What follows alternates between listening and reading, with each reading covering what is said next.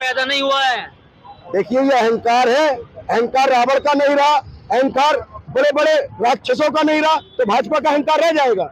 ये अहंकार है, वो ये कहे कि मैंने जो काम किया अगर मैंने अच्छा किया तो भाइयों मुझे वोट दे दो।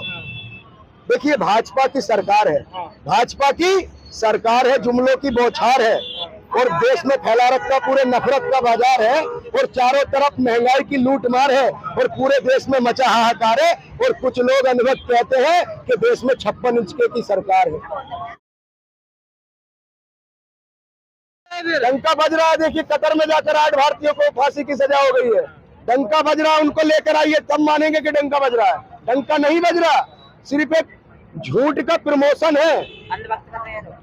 देखिए एक बात समझिए, सनी देओल ने एक फिल्म में डायलॉग कहा है कि तारीख पे तारीख, तारीख पे तारीख, तारीख पे तारीख, तारीख पे तारीख, तारीख पे तारीख मिलती रही है लेकिन इंसाफ नहीं मिला। बीजेपी वाले कहते हैं झूठ पे झूठ, झूठ पे झूठ, झूठ पे झूठ, नफरत पे नफरत, नफरत पे नफरत, हिंदू मुस्लिम, हिंदू मुस्लिम, हिंदू मुस्लिम, लेकिन रोजगार नहीं मिला। ये इनकी नीति है। कोई सवाल पूछे तो ये देशद्रोही है, कोई गलत नीति का विरोध करे तो ये पाकिस्तान भेजो, इसे पाकिस्तान भेजो। अगर कोई इनकी गलत नीति का विरोध करे उसको जेल में डाल देंगे। कोई अगर नेता सदन में या सड़क पर आवाज उठाए तो उसके पीछे ईडी, आईटी और सीबीआई लगाकर उसको जेल में डाल देंगे। एक बात बताइए, देश की बेबाक आवाज संजय सिंह है, संजय सिंह का क्या गुनाह है? उनको सीबीआई में डालकर जेल में डाल दिया। भ्रष्ट होंगे इसलिए तो डाला है। भ्रष्ट होंगे? क्या भ्रष्टाचारी सत्ता सरकार में नहीं है? कौन है बताइए? कोई एक बीजेपी के किसी मिनिस्टर के यहाँ छापा लगाया आज तक? एक बात बताइए, ब्रजभूषण सिंह के साथ क्या हुआ? रमेश बिसूड़ी के खिलाफ क्या हुआ? उसको और प्रमोशन दिया, राजस्थान टोंक का प्रभारी बना के भेज दिए, दिल्ली प्रदेश का कबड्डी का निम्न अध्यक्ष बना दिए। तो ये इनकी नीति है। साध्वी प्रज्ञा ठाकुर को आप जानते हैं, भाजपा की सांसद है भोपाल से, जो देश का उच्च सदन है, जो लोकतंत्र का मंदिर है, कहाँ बैठी है वो? बैठी है 8 मालेगांव ब्लास्ट में आरोपी है, जेल में रही है। बताइए रही है कि नहीं रही है? तो वो सदन में बैठेंगी। अरे वो तो कह रहे हैं हम संस्कारी हैं।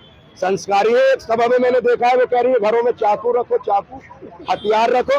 अरे कलम की बात करो। मैं बाबा साहब अम्बेडकर को मानने वाला हूँ, मैं गांधी को नहीं है क्या? नहीं, चाकू सब्जी काटने के नहीं। उन्होंने नजरिया क्या था जनाब? नजरिया देखिए, उनका नजरिया क्या था कि अपने घरों में चाकू रखी है। ये कौन सा तरीका? हर घर में चाकू है, लेकिन उनका कहने का नजरिया समझिए। ये लोग देश को बर्बाद कर रहे हैं पूरे तरीके से। आज जो सिविल वार के हालात, एक तरीके पूरी दुनिया में वर्ल्ड वार के हालात हुए पड़े, तो ये लोग देश में सिविल वार करवा के मानेंगे। इन 14 से पहले तो पत्थर से आग जलाई जाती थी, लोग कपड़े भी नहीं पहनते थे, पत्ते ढक के घूमते थे, आदि मानव वाली स्थिति में रहते थे। 2014 से पहले मैं खाना नहीं खाता था, 2014 से पहले स्कूल नहीं थे, 2014 से पहले सड़कें नहीं थी, 2014 से पहले फोन नहीं था, कुछ भी नहीं था। 2014 के बाद मेरा देश बदल रहा है, विकास हुआ है 2014 के बाद। तो ये आपको दिखता नहीं ना, आंखें खोलिए। नहीं, मुझे दिखता है, लेकिन कुछ लोगों को विकास जो दिखता है वो विनाश में दिखता है। तो 2014 के बाद जिन लोगों को विकास दिखता है, तो मेरी नजर में वो विकास नहीं है, वो विनाश है। बढ़िया। तो मोदी जी को ला रहे हैं फिर दोबारा? तो मोदी जी को देखो सर, 2 बार मौका दे दिया, लेकिन इस बार तीसरी बार बदलाव जरूरी है। बदलाव मांगती है जनता। देखिए कपड़ा हो, जूता हो, सब बदलता हुआ अच्छा रहता है। उसी तरीके से अब 10 साल हो गए, बदलाव जरूरी है, पुराने हो गए। अब कह रहे हैं अभी 24 में भी झंडा लाल किले से फहराएंगे, कहाँ से पुराने हो गए? 24 में देखिए सर, वो एक अलग विषय 24 में फहराएंगे, लेकिन मुझे नहीं लगता, जहाँ तक मेरी राय है। ताल ठोक रहे हैं ना। देखिए ताल तो बहुत सी चीजों की ठोकी थी। 15 लाख रुपए देने की बात कही थी, नहीं दिए ना। 2 करोड़ नौकरियां प्रतिवर्ष देने की बात हुई, नहीं दिए ना। 100 स्मार्ट सिटी बनाने की बात हुई थी, नहीं बनाए ना। बताइए, एक बात अभी अगर वो पूरा किए हो तो ताल ठोक दे, हम वोट देने के लिए तैयार है। तो डंका किस चीज का बज रहा है? इनकी जो नीति है, अगर आपने एक इंटरव्यू में देखा होगा, संबित पात्रा जी से एक लड़के ने पूछा कि सर अच्छा डेवलपमेंट कब होगा, अच्छी शिक्षा कब होगी और अच्छा हेल्थ कब होगा, तो संबित पात्रा जी कहते हैं कश्मीरी पंडितों के साथ जुल्म हुआ। सही तो कहते हैं फिर। तो उसमें कश्मीरी पंडित कहाँ से आ गए भाई साहब? मैं मानता हूँ कश्मीरी पंडितों पे जुल्म हुआ, गुजरात में मुसलमानों पर हुआ, बिहार में अगले पिछड़े की लड़ाई। अगर हम अपना गुजरा हुआ कल देखेंगे तो आने वाला कल हम अपने बच्चों का मुस्तकबिल बर्बाद कर रहे हैं, तबाह कर रहे हैं। लेकिन कह रहे हैं कि 24 में कोई हराने वाला अरे शेर है मोदी जी, शेर है। हाँ। हमने तो कभी देखिए शेर वो होता है, तो इंसान चुना था, जानवर देखिए कैसे आ गया? 56 इंच की छाती चुनी थी हमने 22 की 28 की नहीं चुनी, मुझे लगता है 28 की भी नहीं रही। सबसे बड़ा जीता जागता सबूत है कतर के अंदर क्या हो रहा है। और एक तरफ I stand with Israel, I stand with, देखिए देश की कितनी बड़ी, एक अन्य भक्तों की चाची भी कहूँ दीदी कहूँ तो चल जाएगा, दीदी कहूंगा मैं। देखिए कंगना रनावत 3 दिन पहले इजराइल के दूतावास में जाकर आई स्टैंड विद इजराइल कहती है। क्या बेटियों के लिए स्टैंड किया उसने? जो धरने पर बैठी रही देश की पहलवान बेटियां, जो देश के लिए मेडल लाई, देश का नाम रोशन किया, राजनीति कर रही थी वो, राजनीति कर रही थी, उनको सम्मानित किया है, उनका अवार्ड दिया है। उन्होंने एक मंच पे कहा था कि देश में संपूर्ण आजादी 2014 के बाद आई। कहाँ है वो फिर महिला, कहाँ है फिर? कहाँ है ये बताइए? देश में आजादी 2014 के बाद आई है। नहीं आई बिल्कुल। क्या भगत सिंह, सुखदेव, राजगुरु, रामप्रसाद बिस्मिल, खुदीराम बोस, अशफाकुल्ला खान, ये जो इतने शहीद हुए हैं, क्या इनकी शहीदी का जो उन्होंने ऐसा कलंक लगाया, उनकी जवानियों को जो उन्होंने कुर्बान किया, क्या उसका कोई महत्व नहीं था? कंगना रनावत ने ये पूरे जितने देशभक्त शहीद हुए हैं उनका अपमान किया है।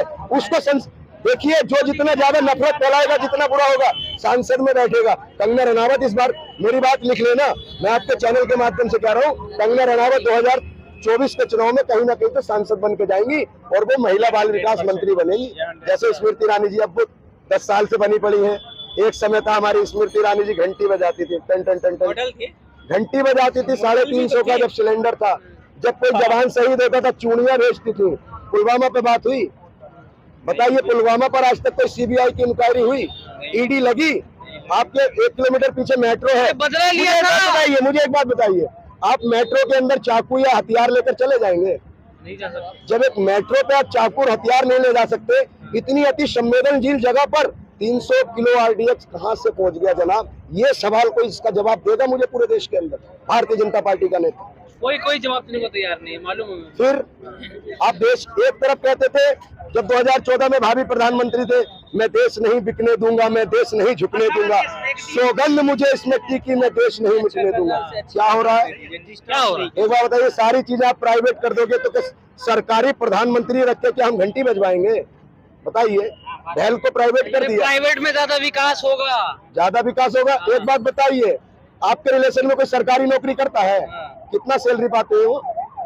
बताइए ना। सरकारी सैलरी पाते हैं और प्राइवेट में 15,000, 12,000, 16,000, किसी का भला नहीं होने वाला। बताइए आप। तो ये देश को गुमराह कर दिया है और देश को जो आज बर्बादी के कगार पर खड़ा है, तो कुछ लोगों ने ऐसा कर रखा है जिसका मैं आपको जवाब नहीं दे सकता। लेकिन देश तो रहेगा रहा था 14 से पहले।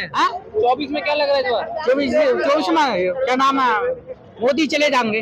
क्यों जाएंगे मोदी जी? मोदी जी कोई काम ही ना कर रहे। अच्छा, हाँ, सारा देश बेच दिया उन्होंने, सब क्या बेच दिया? सब बेच दिया। तो बताइए ना, बेच दिया को पता होगा आपको कैसे सिलेंडर 400 का मिल रहा, 1200 का मिल रहा। अरे तो 200 का सस्ता भी तो हो गया। वो इलेक्शनों के मारा करा। अच्छा, हाँ, इलेक्शन, हाँ, फिर 1400 का कर देगा, जीत गया तो 2000 का मिलेगा फिर। सारी कसर निकाल देगा 2 महीने में, 2 महीने में निकाल देगा सारी कसर। अच्छा, हाँ। क्या नाम है अंकल जी? मैं विपिन चौहान नाम है मेरा। बढ़िया चल रहा है सब? बढ़िया चल रहा है, क्या बढ़िया चल रहा है? सब कुछ बढ़िया चल रहा है। मोदी जी बढ़िया है? मोदी जी सभी बढ़िया है। अच्छा, हाँ जी। क्या काम करे मोदी जी ने बढ़िया? इधर सबकी नजर में क्या काम कर रहे हैं? हम हमारी नजर में नहीं, बताइए। कुछ भी है क्या? देश बेच दिया।